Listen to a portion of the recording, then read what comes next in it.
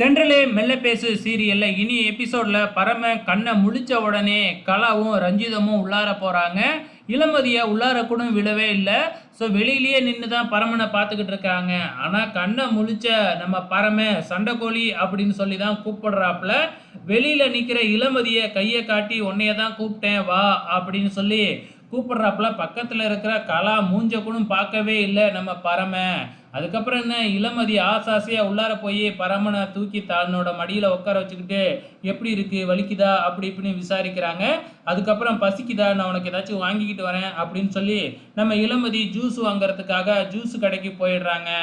பரமனோட இந்த மாற்றத்தை பார்த்துட்டு இங்கே கலாவுக்கு பயங்கரமாக அதிர்ச்சியாக இருக்குது. நேராக போய் டாக்டர்கிட்ட இந்த மாதிரி கத்தியால் குத்து வாங்கினா பழசெல்லாம் மறந்துடுவானா, என்னை பார்க்கவே இல்லை அப்படி இப்படின்னு கேட்டு பார்க்குறாங்க. அதுக்கு அந்த டாக்டர் இருந்துக்கிட்டு இல்லை ஒரு மணி நேரம் அப்படி தான் இருப்பான், ஏன்னா அனஸ்தீஸ்தியா நிறையா கொடுத்துருக்கோம், அதனால் ஒரு போதையில் இருக்கிற மாதிரி இருப்பான், அதுக்கப்புறம் கரெக்டாகிடுவான் அப்படின்னு சொல்லிக்கிட்டு இருக்கிறாங்க. அப்போ தான் வந்து பார்த்திங்கன்னா கலாவுக்கு கொஞ்சம் நிம்மதியாக இருக்குது. இப்போ இளமதி ஜூஸ் வாங்க வந்துட்டாங்க இல்லையா, அப்போ நர்மதா ஃபோன் பண்ணி எல்லா விஷயத்தையும் தெரிஞ்சுக்கிறாங்க. அதுக்கப்புறம் என்ன, ஜூஸை வாங்கிக்கிட்டு நம்ம இளமதி நேராக போய் பரமனுக்கு கொடுக்குறாங்க. ஸோ இளமதியே வாயில் ஊட்டி விட்றாங்க ஜூஸை. அந்த நேரம் பார்த்து இந்த ரிஷி வந்து பார்த்திங்கன்னா கலாவுக்கு ஃபோன் பண்ணி விஷயத்தை தெரிஞ்சுக்கிட்டு பரமனுக்கு ஏதாச்சும் ஆணுச்சுன்னா இந்த குமரேசனை ஒரு வழி பண்ணலாம்னு இருந்தேன், இப்போ பரமன் உயிர் பழச்சிக்கிட்டானா அப்படின்னு சொன்ன உடனே இப்போ மட்டும் என்ன, நீ வந்து குமரேசனை என்ன வேணாலும் பண்ணு, எது நடந்தாலும் நான் பார்த்துக்கிறேன் அப்படின்னு சொல்லிடுறாங்க.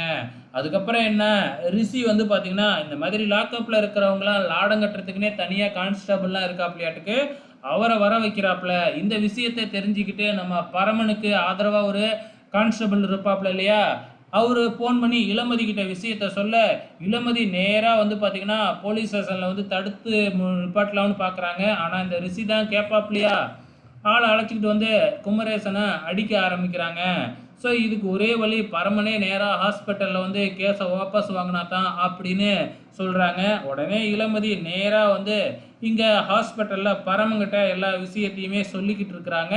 ஸோ யார் அவர் மேலே கம்ப்ளைண்ட் கொடுத்தது அப்படின்னு பரமன் கேட்க, நான் தான் கொடுத்தேன் அப்படின்னு கலா சொல்லிக்கிட்டு இருக்கிறாங்க. இதுக்கப்புறம் என்ன நடக்கும்னு நமக்கே தெரியும், பொறுத்திருந்து பார்க்கலாம்.